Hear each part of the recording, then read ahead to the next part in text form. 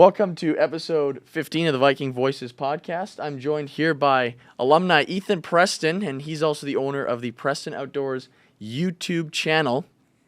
We're going to get to that in a bit. Ethen, thank you for taking some time and coming on the podcast. Yeah, thanks for having me. I'm really excited to sit down and talk about it. I've checked out a couple of your episodes previously or whatever before you even got this invite, so I'm excited to sit here and kind of just chit-chat for a little while. Yeah, absolutely. And you're the first alumni that I've had that doesn't have a direct affiliation to the school. Right now, like the Corey Andersons of this world, they still work in the school. So it's interesting to see kind of alumni life after VCSU, kind of out and about.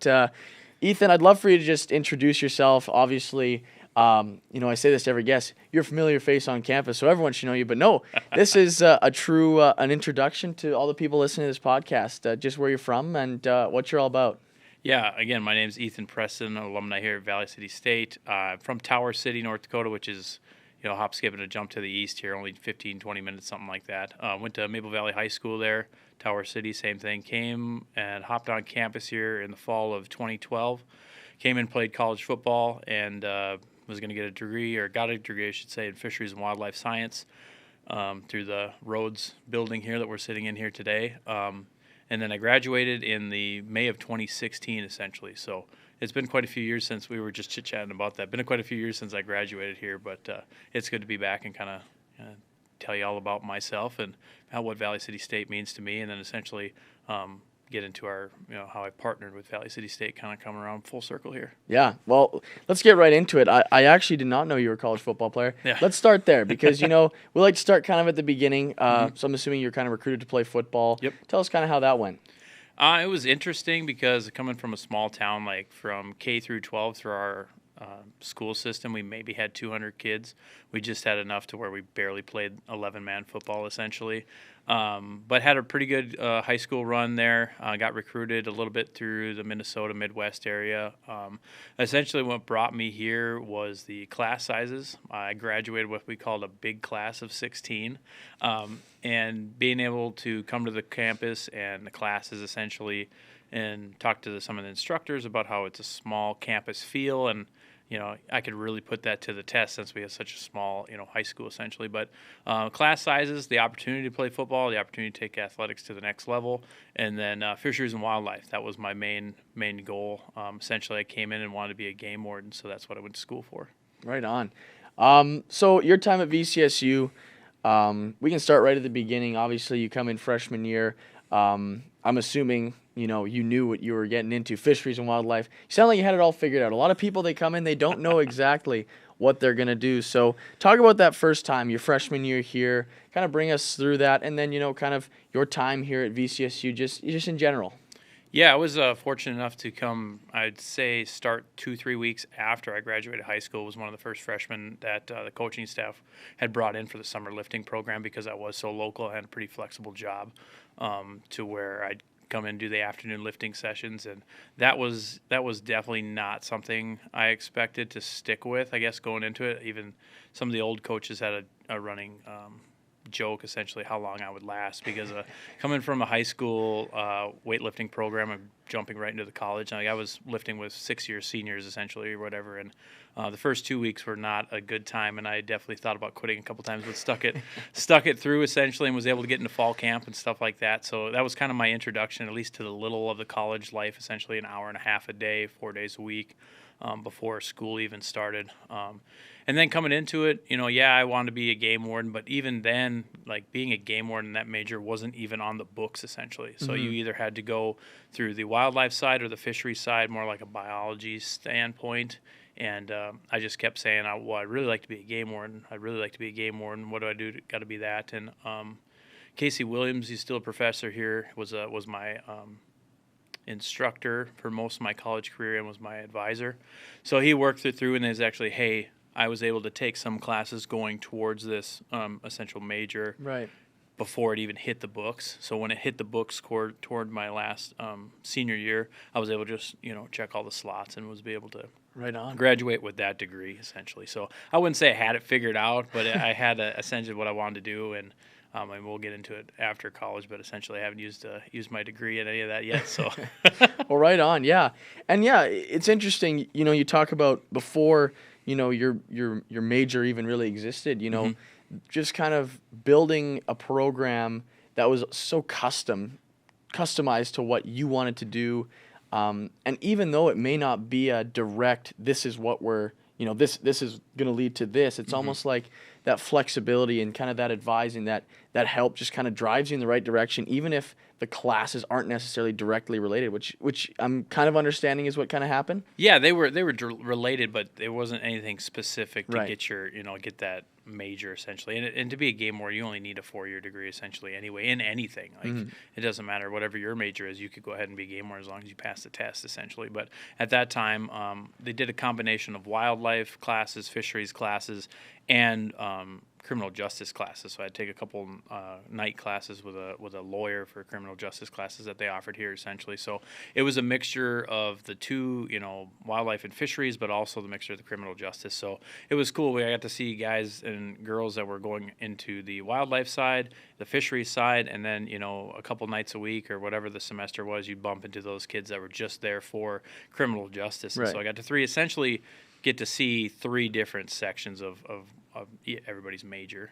For sure, yeah, and certainly, that's a degree you did that has quite a range of knowledge that you have to have. Obviously, the legal, the criminal justice kind of side is not necessarily related. You don't think about that. It's so almost behind the scenes, but it's certainly an important part. And obviously, being wanting to be a game warden, you have to know some legality and all that. I don't want to waste too much time talking about school because we have an interesting YouTube channel to dive in to. Very interesting. I was actually just talking with a buddy last night, and we were talking about how much harder it is to become popular on YouTube as opposed to like an Instagram or a TikTok or all the social medias with the small bits. Because YouTube, you actually have to put thought into your content, I think. And I think he was absolutely right. He was the one that brought it up, so all credit to my roommate on that one. But yeah, so you currently you're sitting at just under 2,500 subscribers, which is significant. Obviously, I don't think I ever had one above 2 subscribers.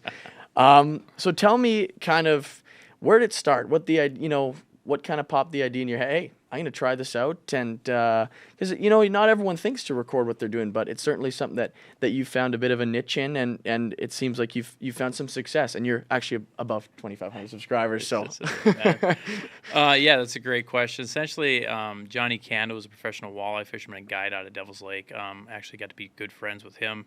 And as I was doing the fisheries and wildlife, as I was staying throughout the summer, working out for football and essentially and stuff, I've always had this goal. It's still a goal of mine today, is to become a professional bass tournament fisherman, professional fisherman in some realm, or as I've gotten older, to find some sort of niche or career in the hunting and fishing industry.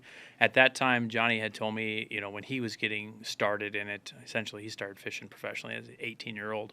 He said back then, you press, paper print, essentially, where there's a reporter there, you never said no to a story. Essentially, this is now circa back 2013, 2014. How do I get my name out there essentially to, either get together with companies, both hunting and fishing for partnership side of things, or just get my name out there in general. So at my age, I mean, every kid essentially that I knew at the time wanted to be on a fishing show or wanted to be on TV essentially. So I grew up watching fishing shows, Saturday morning, Bassmasters, I mean, all this stuff. So I'm like, I should start recording, and saved up my money, bought a GoPro. I mean, it was GoPro Hero 3. It is bad, like an old crusty camera essentially.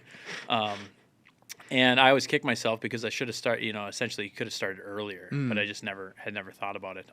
So we started recording everything, and it was nothing that I would ever talk to the camera, because if you've ever, you've probably heard this first couple times, maybe you've recorded or anything on this, it's like, man, I cannot stand my voice. And now I'm sitting here going back and forth editing this video forever and ever.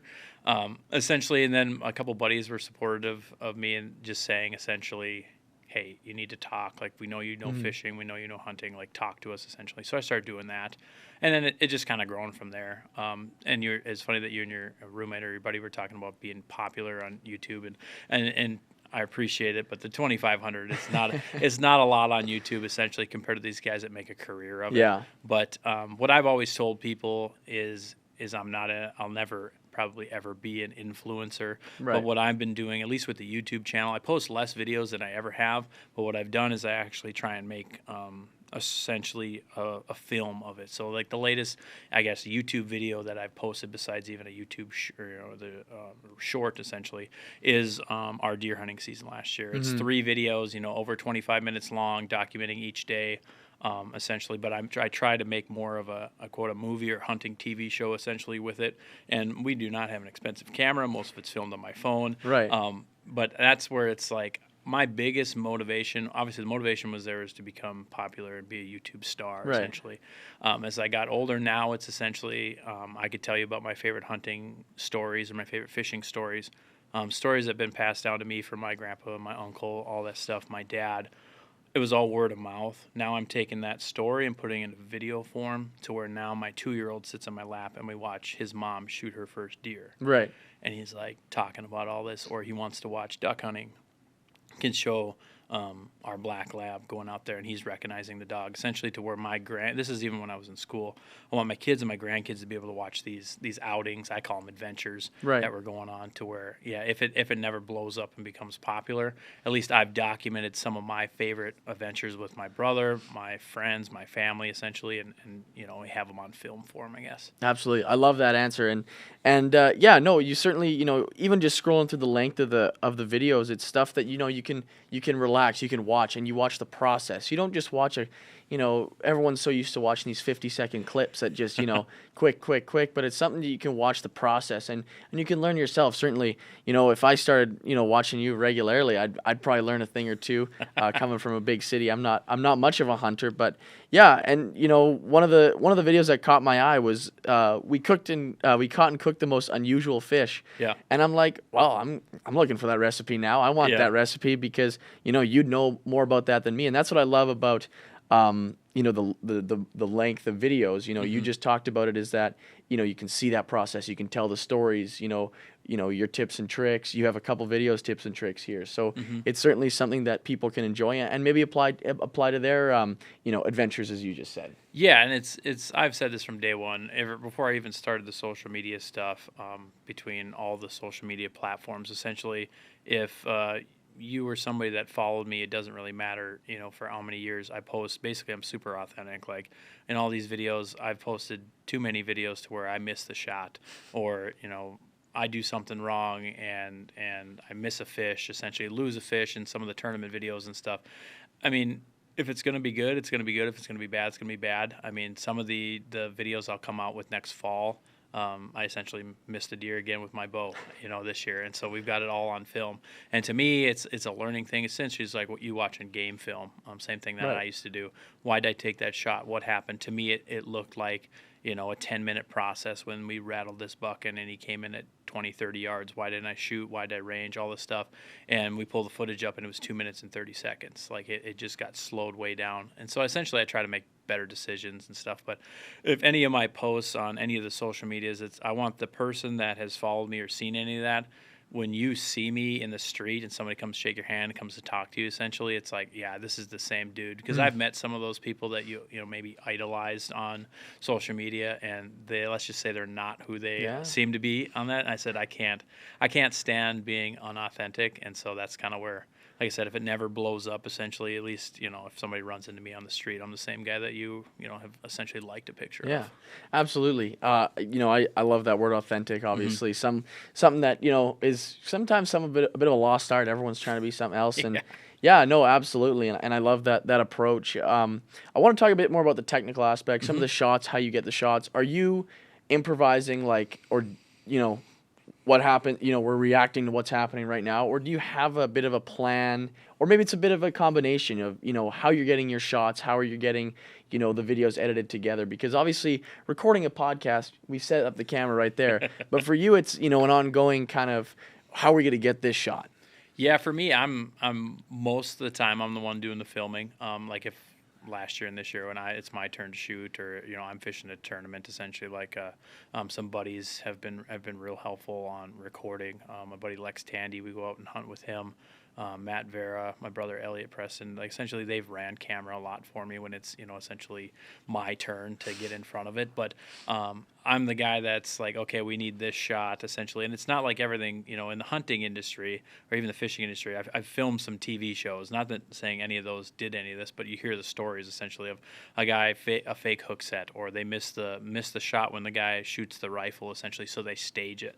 None of our stuff is staged because one, I don't have the ability to really stage anything, Right. and two, I try to, if I don't record it, I just say, well, essentially we missed that. So staging the shots, it don't really happen. But I'm doing a lot of like B-roll capture, essentially from what I've seen on other YouTube channels, walking in, sitting, and then doing these last couple hunting shows, or I call them shows or videos, essentially.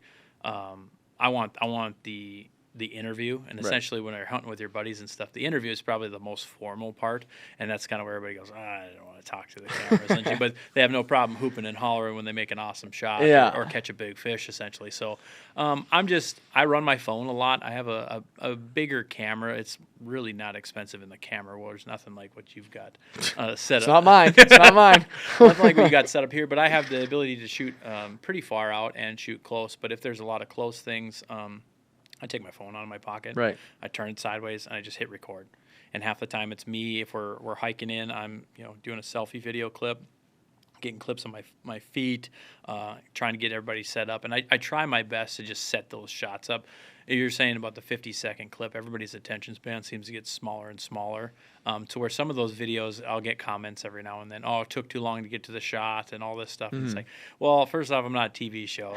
Essentially the guys that are doing these on professional on TV, like, they sat there for 3 days and filmed and gave it to you in 25 minutes or less because they have commercials and TV restraints. I'm trying to cut it down. And if one of those videos is over 30 minutes, I have 2 hours of footage. Like, essentially, I lay everything out on a timeline and chop it down. And then if I feel, you watch things a few times, and then I'll take a day away, and then I'll come back and edit again and say, well, do I really need this, essentially? And I try to trim the fat as much as I can, but I have no problem leaving it a little bit longer, hoping, you had mentioned that you stay authentic and people can actually watch the process. Because a lot of times, again, sticking to my authentic, how I want to portray myself and our adventures, I want you, if you decide to get into hunting and then you watch all these big time TV shows, nothing against them. Again, I'm not saying anything against them, but you're going to go, wow, I can just plant some food plot and I'll be able to shoot this monster deer and no problem. And, I'm not saying that I'll miss or anything like that. Or you watch my channel and you're like, okay, well, this guy misses a lot, or he, what I mean, essentially, or just buddies or my brother and I arguing on where we need to go and stuff like that. And it turns out, it's just brothers bickering. But here's one instance that I'll tell you about authentic. This will come out next fall, essentially, when I get them done. Okay. This past year, my buddy Matt Vera, he's probably going to hate me telling this story, but we're lined up on a mule deer buck, bedded down 200 yards this past fall. I'm filming over his shoulder. My buddy Lex Tandy is next to him. We're hunting some public land in western North Dakota. We see this deer. It won't stand up. And we don't technically want to take the shot laying in its bed because there's a tree covering it. And Matt's got I don't know if you're familiar with the term buck fever at all. You might have to explain it. So it's like when you get really excited. Okay. Essentially, you start shaking. Yes. A lot they call buck fever when either a deer, a buck, big buck walks out, essentially, and the butterfly effect. Except your adrenaline kicks into where you're shaking. Right. Imagine you going up to bat for the first time and whatever. You kind of I feel for me in sports, you're able to harness that energy a little bit more because there's a job to do. But it seems like when a deer would walk out, essentially, Matt gets a little shaky, and he's sitting there shaking a little bit because we're waiting. We've been 10 minutes waiting for this deer to get up. And Lex goes, "Are you getting nervous?" And Matt's like, "Yeah, I'm getting a little nervous." And I absolutely love the story. I hope I get the audio correct on the video because it's just funny. It's sticking to that authentic roots. He's like, "Yeah," and Lex goes as I'm filming over his shoulder, both of them next to each other, and he says, "It's okay. Like it's okay. It's fine. We got time. Nothing but time." And you can see Matt kind of calm down. And I'm like, "Oh, dude, that's like." Really nice. Usually buddies kind of razz each other a little bit more. I'm like, that's kind of, quote unquote sweet a little bit. Yeah. And he leans up to him and he whispers in his ear and he just goes, "This is the biggest buck of your life." And Matt just starts shaking again. I'm like, that's what I want on my channel. That's something that's not gonna, essentially Matt, not to ruin the video, but shoots the deer and we have a good time, but just it calms him down, trying to be a good friend, and all of a sudden razzes him back up. And that's what I want. Essentially long story short is what I want on all my social medias, because it's like it's all fun. Yeah. We don't take it super seriously, but in essence, we have a good time. We learn a lot, and we have some success. Well, and you have a couple laughs too. Oh, It yeah. keeps them coming back, and yeah, no, I love that. And I want to kind of go back here a little bit, because obviously this is a passion of yours. Yeah. You fish, you hunt, like you have almost every discipline on your channel right now. I don't know if that's what it's called. Oh, I'm gonna make myself look not good. Anyways, No, that's just fine. how did your passion for hunting? Where did you first think, oh, I want to do this, and it can be as young as 5 years old, or Oh, yeah. just tell that story of how you discovered this and how you realized you enjoyed it so much. I would say 3.5, 4 years old, walking Wow. behind my dad. We go to Western North Dakota and pheasant hunt.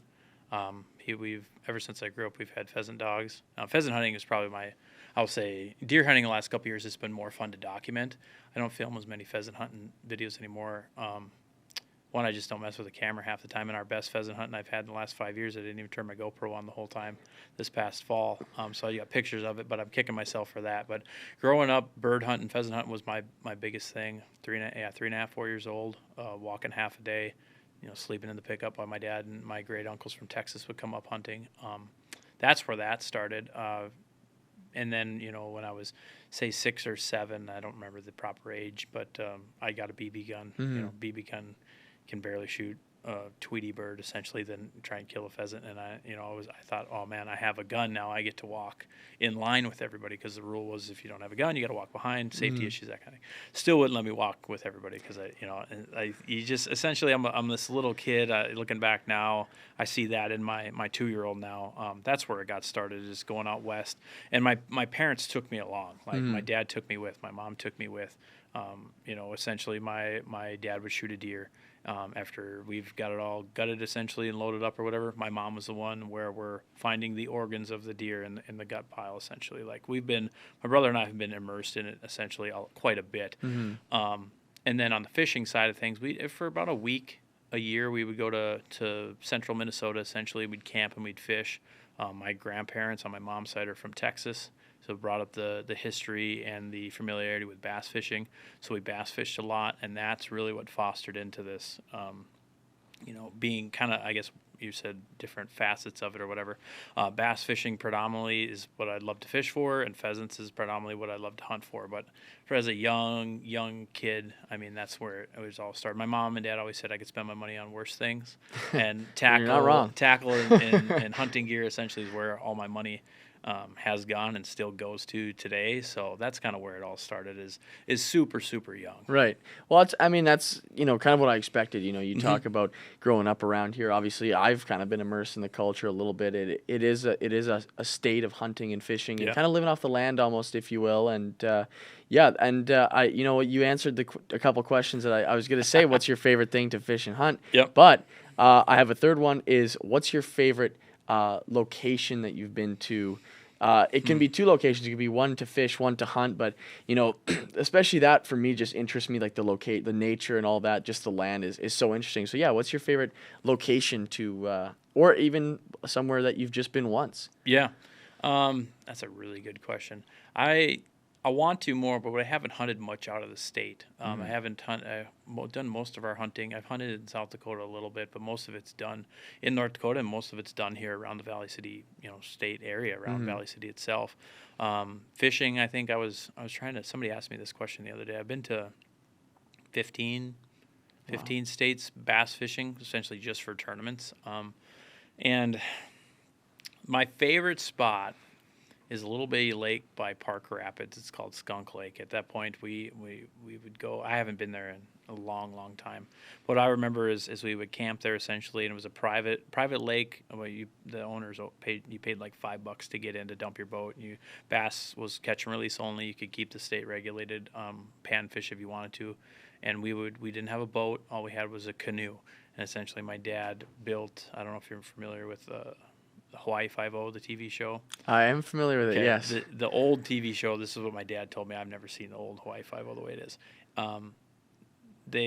He made buoys, essentially, dock buoys that keep your boat off the dock. He put them sideways with PVC pipe across, and then we took bungee cords and bungee corded it to the canoe, so essentially it was stable, so it wouldn't tip. That's the only way my mom would get in there, if it wouldn't tip. And that without those, it was super tippy. Yeah. And we never had trolling motor. All we had was paddles, and we'd go in. I'd be the kid that'd sleep in. I'd sleep in my sweatshirt, my everyday shirt, everyday shorts, and my tennis shoes and my sweats, because I couldn't tell time at 4 or 5 years old, and I would just wait for my dad to wake me up at 4:30. Essentially, I'd just sleep in my clothes because I never knew what time I was gonna wake up. And we go down there, we dump the canoe in, and we go around. And there's this little channel in that lake, essentially, where it's just about, again, this, who knows if it's still there, but it's about a boat width wide, lily pads on both sides, and kind of a rolling hill channel that goes back to another lake.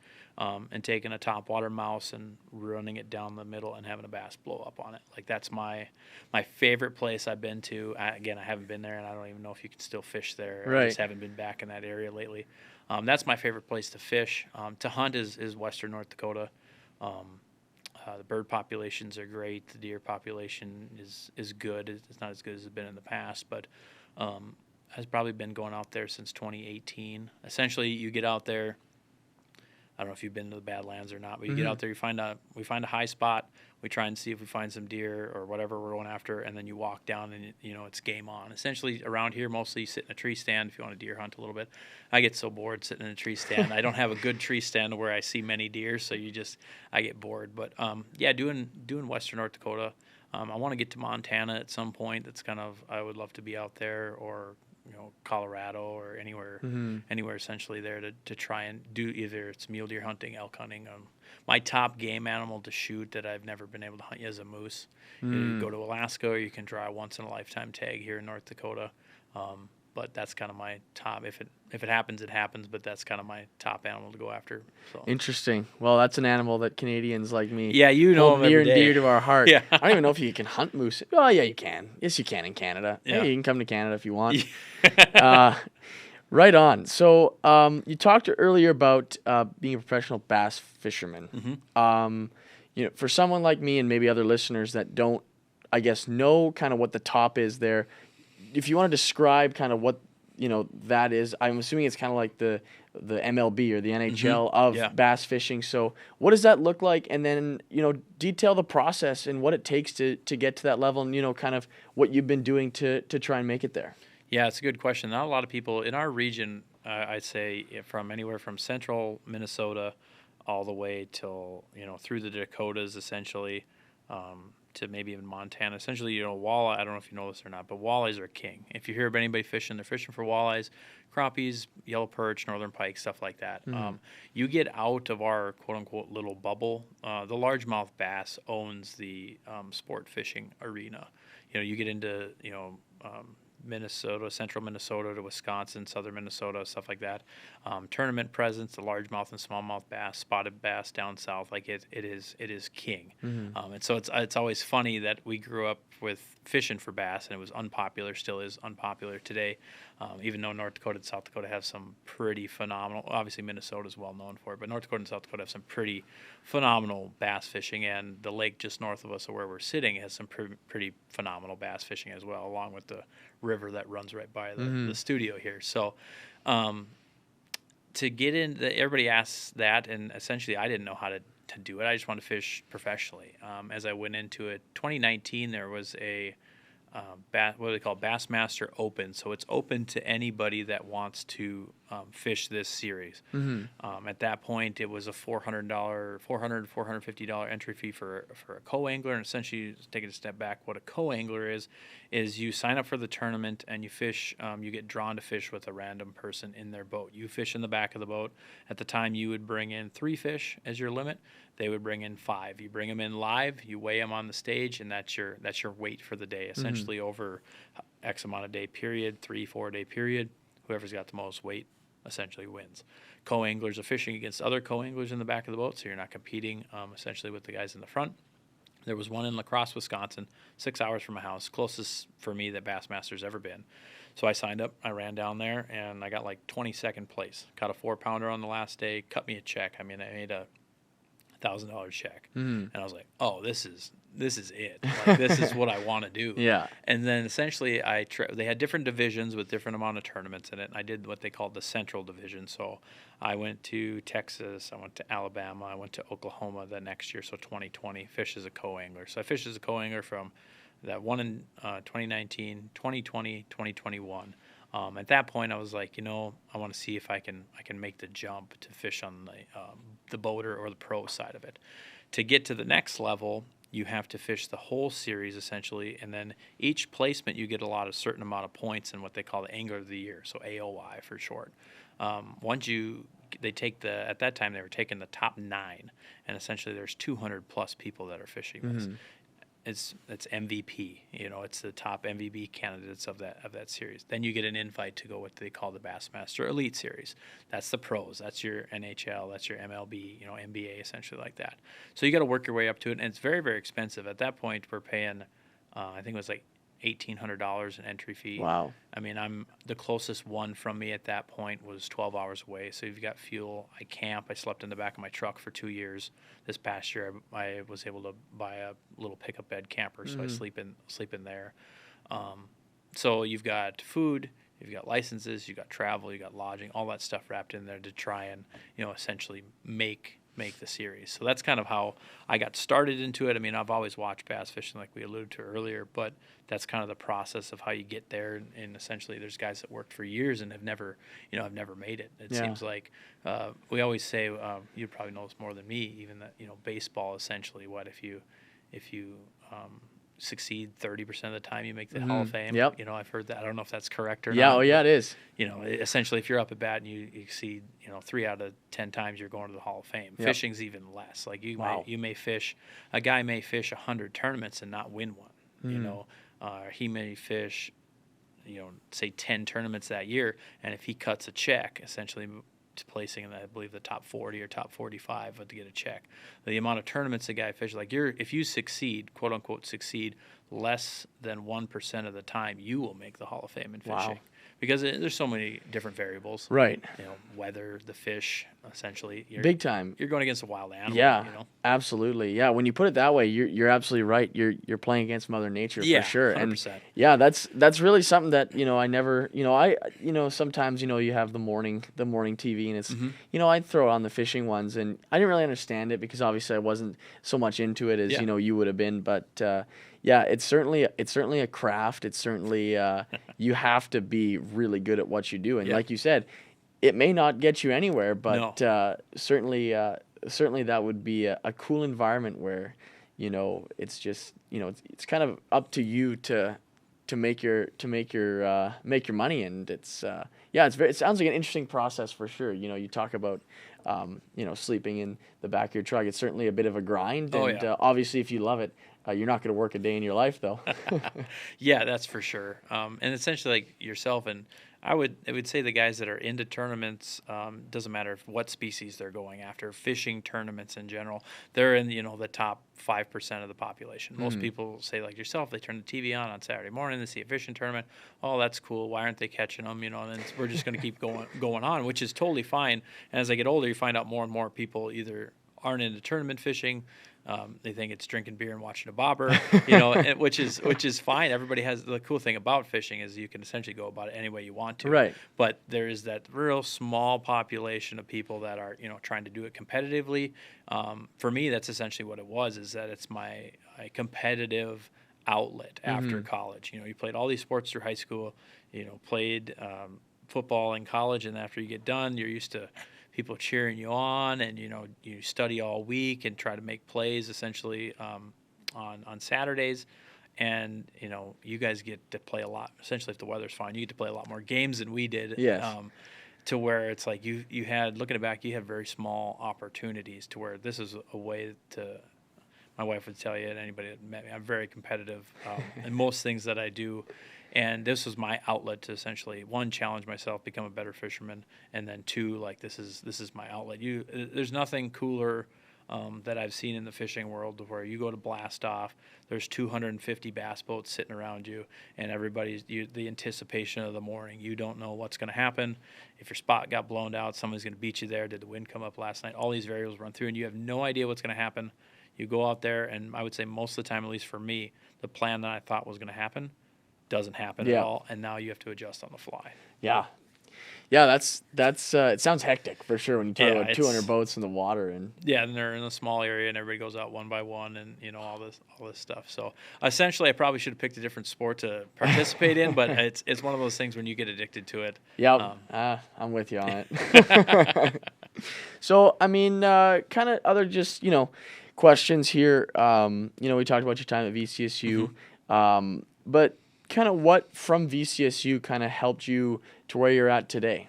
I would say the biggest part, I'm glad you circled back on that, is that Valley City State, before I started, was able to fish. I fished the first one, did it all by myself, essentially the first co-angler job. But then after that, I saw the only way I could essentially make it happen is I don't come from money. Everything we've worked hard for, to where there's a lot of people that essentially, they've had a little bit better opportunity or a better head start when they get into the fishing stuff, because it is so expensive, which to each their own. Like, that's how you still got to catch them, you know what I mean? To where I actually approached Valley City State before I made the jump to fish the full season, or it was after my first season as fishing as a co-angler. I approached the marketing department. I said, hey, like, I went to school here. We played football here. It was cool. There's still some of the administrative people that were still here. So they remembered who I was and was able to come in meetings. I was like, how can we push Valley City State forward? So it's come full around to where now I've, I've partnered with Valley City State to give, to help recruit. I come in and talk to some of the wildlife classes. I've done some stuff with the Fisheries Club and looking to do more. We just had a meeting. That's when I was meeting with Mark the other day, having a meeting with him. I want to do more. So it's giving a different niche, essentially, that I'm able to promote Valley City State on my truck wrap. And I was just telling them, I was in Virginia a couple years ago, and some guy goes, Valley City State, huh? I said, yeah, I was just outside Richmond. And he's like, my cousin went to school there. Wow. And I'm like, in Virginia. Wow. And I told him, I said, you may not see it because you're going to school here, or some of the administration are here. But I was like, when Valley City State alumni get out into the world, it's something between, especially teachers my wife's a teacher, she knows somebody that went to Valley City State, or get on LinkedIn and go anywhere on there and search a job you may be looking for. A lot of the times there's a VCSU alumni in there. And so I said, I want to bring that essentially to the forefront about the people that have gone through school here. And, essentially there's other Vikings out there. And so that's, like I said, it brought it full circle for me to where now I can partner with them, and I'm traveling the country with Valley City State truck wrap and looking to do more and help promote the college, because it's a lot of fun. I know it's hard to sell maybe somebody for you that's from Canada. I'm from 20 minutes away, you know, all this stuff. But what I try to tell them is, if you have any inclination, doesn't matter what sport you're in, what background you come from, Valley City State has something for you to do. And especially if you're in the outdoors, world, if you don't want to go to fisheries and wildlife, if you want to be a teacher or whatever, like, you're going to come here, and there's enough fisheries opportunities, enough hunting opportunities, that you're going to thoroughly enjoy your time here. Right. Absolutely. Yeah. You couldn't have said it any better. Obviously, you talk about, you go around somewhere, it's Valley City alumni. It's certainly something. It's very interesting. And I know a lot of Canadians like that just come down here for the teaching degree. And I know for myself, came down here, obviously baseball was the, kind of the first thing that brought me down here. But, I've loved my time here, earning a degree, and just, it's a super campus, and just a tight-knit community. And like you said, you don't even have to be going into the fisheries and wildlife. You can be teaching, but there's great fishing and hunting around here if you just want to do it outside of school. And certainly an underrated state when you talk about just the landscape. It's a beautiful landscape, and there certainly are some nice spots. And even where we're at right now, the valley, it's really cool. Yeah, it's a lot of fun. So I give a shout out to, obviously, the college. Essentially, I got my degree here, but then they saw in me what I was trying to do, and still currently trying to do, and they're just as excited as the opportunity and kind of that different avenue of reaching potential students doing something like this, like the podcast. It gives me another avenue to speak on my time here, and then also like, don't overlook the small town North Dakota school. Mm-hmm. Absolutely. Before we go, obviously, you're a busy man, so I'm gonna try and get you out of here quick. I really appreciate you coming on. But I'd love for you to plug your channels. I know you have an Instagram and TikTok, so I have your channel pulled up right now. But if you want to go and just plug all your socials, so people can find you. I know if anyone's listening that's into fishing and hunting, they're probably gonna be the next video is gonna be from a Preston Outdoors YouTube channel. So yeah, just go ahead and plug the channel and the socials. Yeah, I mean, I'm on everything: Facebook, YouTube, Instagram, TikTok. I mean, the major ones on there. And if somebody, it's funny. I'm in the middle, so I've got friends and family that are hardcore hunters, and I've got friends that I've met through the tournament fishing on the other side that are hardcore fishermen. To where the fishermen don't hunt, the hunters hardly ever fish, and so I'm stuck in the middle. And I said it would essentially be easier on my pocketbook if I would just pick one or the other. Just like our seasons here in North Dakota, I'm very seasonal as well. Like this time of year, finishing up ice fishing, you're getting ready for open water. Come September, I about the second week of September, I put my boat away and I haven't touched it or been fishing since.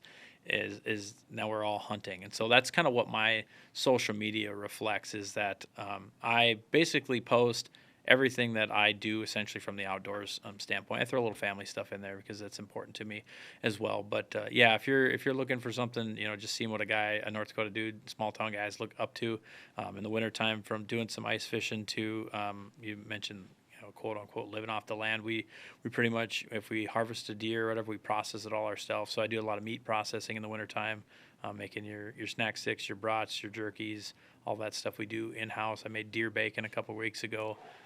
Yeah. Yeah. Oh, I yeah. should have brought a bag for you. I forgot about that. I'll be back through. Sweet. All right. Well, I love when people just bring me in. I'm like, wow, I wish I could do this. Yeah, and it's essentially we do all that, and I try to cut down the cost when I go to these tournaments. So I'll be doing goose pastrami sandwiches on the way there. I'll make goose Philly cheesesteak brats at the campground, and dinner time soon. Oh yeah, gosh. Yeah. And I don't bring a grill, so I do deer back straps or deer steaks in the air fryer, stuff like that. So it saves costs from stopping at McDonald's, essentially going on there. But then essentially my family lives that way too, to where we don't buy ground beef very much. It's all ground deer, for cooking essentially, whatever. Mm-hmm. And my 2-year-old just asked me the other day, he's like, "Dad, I want deer steak tonight for supper." I'm like, all right, say less. We're taking a package out there. So yeah, to get back around what you're saying, that's kind of, like I said, I'd never claimed to be an influencer. It's not my job. I post on social media essentially because I really enjoy it, and at some point I really enjoy watching other people post on social media. So it's like, well, if somebody can find an interest in essentially what I'm up to, and there might be times where you don't post. Like I'm not a giant algorithm guy to where I'm just going to post stuff because it will help the algorithm. Hit a schedule, exactly. Yeah, I'm posting because I'm doing it, or if I do it one day and I've got a few posts here and there. So it's I'm not a social media guy that makes his living by it, or influencer, but I do enjoy it. I've met a ton of nice people, a ton of good people. I know social media gets a lot of bad rap because it gives essentially everybody freedom of speech to express things and then hide behind a keyboard. But I've met some cool people traveling the country. Hey, link up with them, do a little fishing. I've hopped on some podcasts with people as well that I've never met in person. Send messages to people on Instagram that you get to know them essentially through social media, but I've never met them in my life. Like there's some guys that I met 6 years ago. We still talk, on Instagram. Hey, how's it going? What, all this stuff. And it's like there's a positive side to social media, and I really enjoy it. Right on. Well, Ethen, thank you for joining us, and I'm gonna have to check out this fish recipe because it looks delicious. I didn't get to that video, but I watched a few before because you got to do your homework. Yeah, Come on. You got to do a little homework. And, I appreciate you being on the podcast. Glad we could find some time to do this. And, I appreciate you coming on. Yeah, I appreciate the opportunity to come on, talk about Valley City State, kind of give everybody a little brief interview or sneak peek into, I guess, who I am as a person, but I do really appreciate it. I think it's really cool that somebody has a podcast here. I was a big proponent of listening to podcasts, especially even before COVID. So I've seen, I've watched a bunch of stuff, like I mentioned before, that you have done. I think you do a really good job. Well, thank you. I appreciate it. So it was pretty sweet to be on, so I appreciate it. Well, right on. Well, Ethen, thank you so much. Enjoy the rest of your evening. And for Viking Voices, we say so long.